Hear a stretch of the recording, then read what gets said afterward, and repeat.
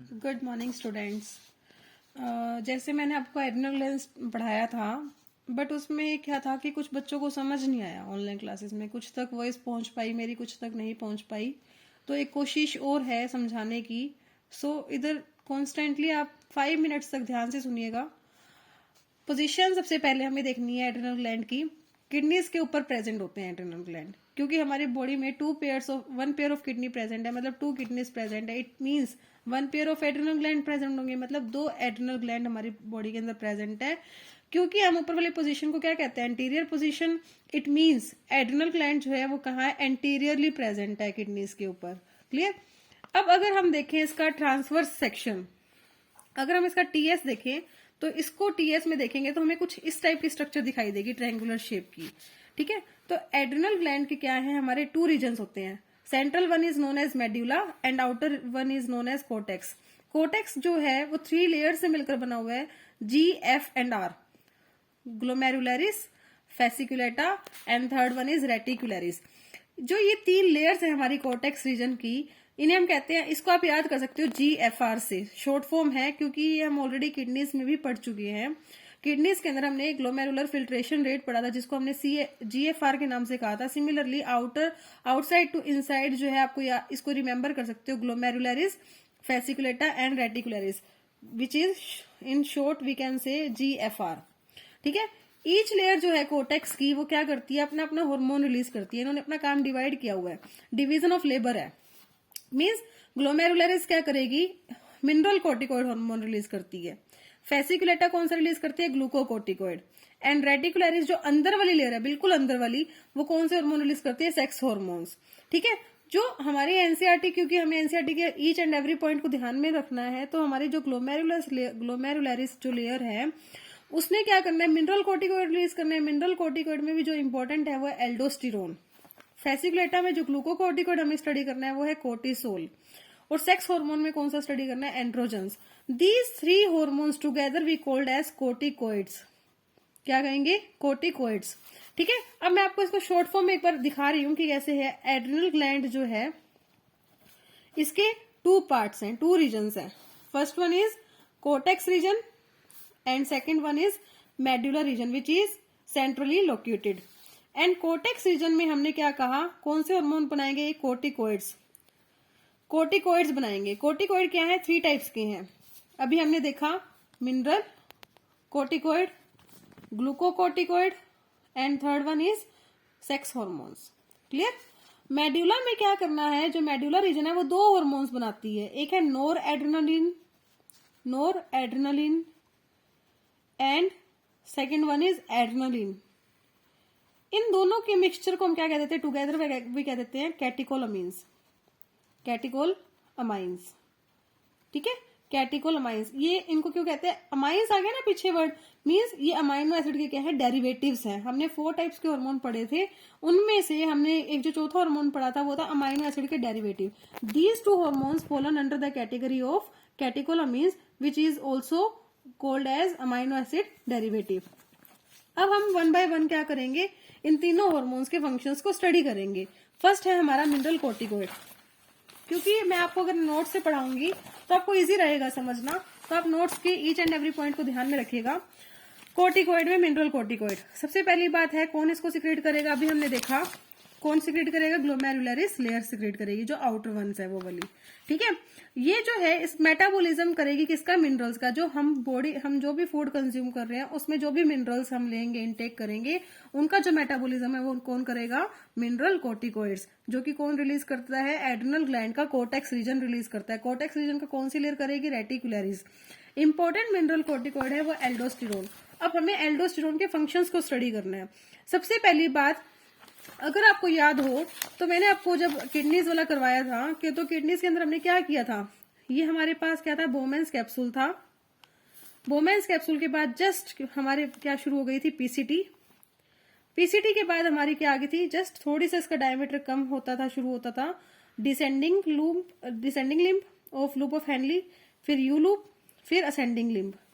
उसके बाद हमारी शुरू हो जाती थी डीसीटी। डीसीटी के बाद सीधा कलेक्टिंग डक्ट। ये हमारी कुछ स्ट्रक्चर थी हमारे नेफ्रॉन की। क्लियर। उसके बाद जो ये हमने क्या पढ़ा, this is descending part, this is you loop and this is ascending part. ठीक है, तो हमने जो पढ़ना है मिनरल कोर्टिकोइड, क्योंकि इसने मिनरल्स की कॉन्सेंट्रेशन को हमारी बॉडी के अंदर मेंटेन करना है। एंड वी नो जो यहाँ से फिल्ट्रेशन होता है, ग्लोमेरुलर फिल्ट्रेशन होता है, यहाँ पर बहुत फिल्ट्रेट जो बनता है उसमें बहुत सारे ऐसे मिनरल्स आ जाते हैं जो हमारी बॉडी को चाहिए, तो उसकी रीएब्जॉर्प्शन करता है कौन, हमारा जो ब्लड है वो करेगा थ्रू द वासा रेक्टा, जो यहाँ पे इसके पैरेलली क्या करती है, रन करती है। ठीक है, अब हम बात ये करें, यहाँ पर जो है वो है फिल्ट्रेट एंड यहाँ पर जो है वो ब्लड है जो इफरेंट आर्टेरियल से आया है। ठीक है, इस वासा रेक्टा ने क्या करना है, जो यहाँ पर असेंशियल जो मिनरल आया है that is called Na positive ions, वो इससे क्या कर लेगा, इनटेक कर लेगा।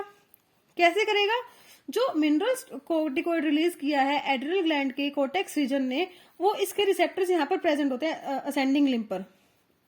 ठीक है, वो यहाँ पर आकर बाइंड होएगा, बाइंड होने के बाद क्या करेगा, यहाँ पर असेंडिंग लिम्ब को ऑर्डर देगा कि तुझे सोडियम की रीएब्जॉर्प्शन करनी है, तो वो सोडियम की रीएब्जॉर्प्शन करके किसको दे देगा, वासा रेक्टा को। और वासा रेक्टा ने हमेशा ऐसा होता है कि हम किसी से कुछ लेते हैं तो उसको उसके बदले कुछ ना कुछ देते हैं। जब ये सोडियम की कंसंट्रेशन अपनी बॉडी के अंदर इंक्रीज कर लेगा तो इन टर्न इसको क्या दे देगा, के पॉजिटिव आयंस देना शुरू कर देगा और फॉस्फेट आयंस देना शुरू कर देगा। मीन्स गिव एंड टेक वाला मैकेनिज्म यहाँ पर लागू हुआ है। ठीक है, Na पॉजिटिव की रीअब्जॉर्प्शन हो गई और उसने क्या कर दिया, उसको दे दिया के पॉजिटिव आयन और फॉस्फेट आयन। ये किसका काम था, हमारे एल्डोस्टेरोन का। अब क्योंकि Na पॉजिटिव की कंसंट्रेशन ब्लड में इंक्रीज हो चुकी है, मतलब ब्लड का वॉल्यूम इंक्रीज हो चुका है, ऑस्मोटिक बैलेंस जो है वो मेंटेन हो चुका है, क्योंकि जब भी हम सोल्यूट की बात करते हैं वहां कहीं ना कहीं ऑस्मोटिक कंसंट्रेशन का रोल तो आता ही आता है। अब क्योंकि Na पॉजिटिव क्या है, एज ए सोल्यूट वर्क कर रहा है, सोल्यूट की कंसंट्रेशन ब्लड में इंक्रीज हो चुकी है, मीन्स ब्लड का प्रेशर भी इंक्रीज हो चुका है। क्लियर, मीन्स एल्डोस्टेरोन ने Na पॉजिटिव की कंसंट्रेशन ब्लड में इंक्रीज कर दी, इससे ब्लड वॉल्यूम इंक्रीज हो गया, ऑस्मोटिक बैलेंस बन गया, ऑस्मोटिक बैलेंस क्रिएट हो चुके हैं हमारे ब्लड के अंदर, इससे ब्लड प्रेशर भी इंक्रीज हो जाएगा। नेक्स्ट वन है glucocorticoid, as its name indicate, gluco means glucose. ठीक है, ये कौन रिलीज करता है, सबसे पहली बात अभी हमने देखा था कि ये कौन रिलीज करेगा, फेसिकुलेटा, जो हमारी कोर्टेक्स की फेसिकुलेटा लेयर है वो इसको सिक्रेट करती है। मेरे नोट्स में थोड़ा मिस्टेक है बच्चों, यहाँ पर मैंने लिखा हुआ है रेटिकुलेसा लेयर इसको सिक्रेट करती है, थोड़ी सी मिस्टेक है, इसको ठीक कर लेना आप लोग।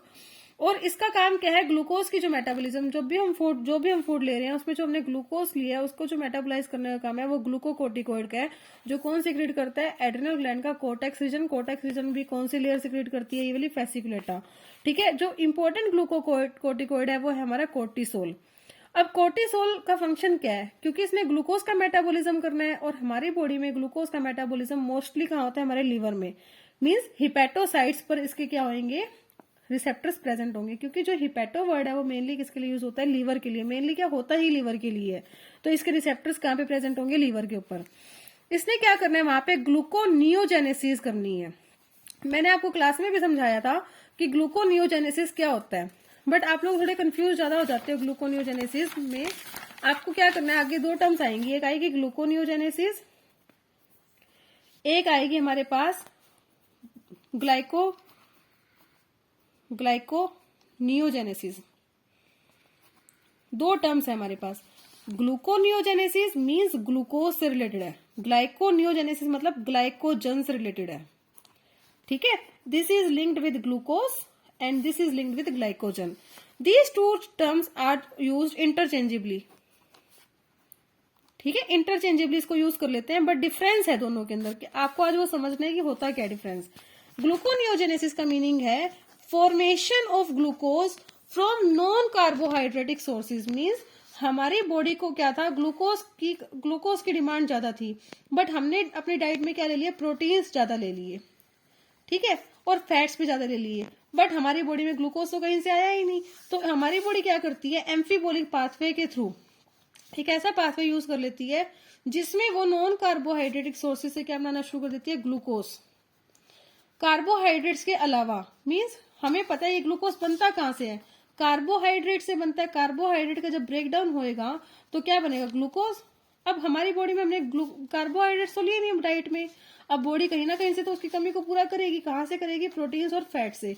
इसको प्रोटीन्स को तोड़ेगी तो कहेंगे प्रोटियोलिसिस, और लिपिड्स को तोड़ेगी तो कहेंगे लिपोलिसिस। ठीक है, इन दोनों प्रोसेस से वो क्या करेगी, ग्लूकोज की फॉर्मेशन करेगी। And this process is known as gluconeogenesis, मतलब ग्लूकोज की formation from non carbohydratic sources. As we know the food stored in our body in the form of glycogen, glycogen की form में store होती है हमारी body के अंदर food, ठीक है। तो जो ग्लूकोज बना है वो ग्लाइकोजन की फॉर्म में स्टोर हो जाएगा। अब ये ग्लूकोज कहाँ से बना था, नॉन कार्बोहाइड्रेटिक सोर्सेज से, मींस जो ग्लाइकोजन बना है वो भी नॉन कार्बोहाइड्रेटिक सोर्सेज से बना है। तो this formation of glycogen from glucose which is also formed from non carbohydratic sources, and this process is known as glyconeogenesis. This is gluconeogenesis and this is known as glyconeogenesis. and cortisol में हमने क्या पढ़ा है, ये क्या करता है, gluconeogenesis को इंक्रीज करता है। मींस इसने ग्लूकोज की फॉर्मेशन को इंक्रीज करना है फ्रॉम नॉन कार्बोहाइड्रेटिक सोर्सेज। कैसे करेगा, लिपोलिसिस से और प्रोटियोलिसिस से। ठीक है, आज के लिए इतना ही, आगे हम नेक्स्ट लेक्चर में कंटिन्यू करेंगे।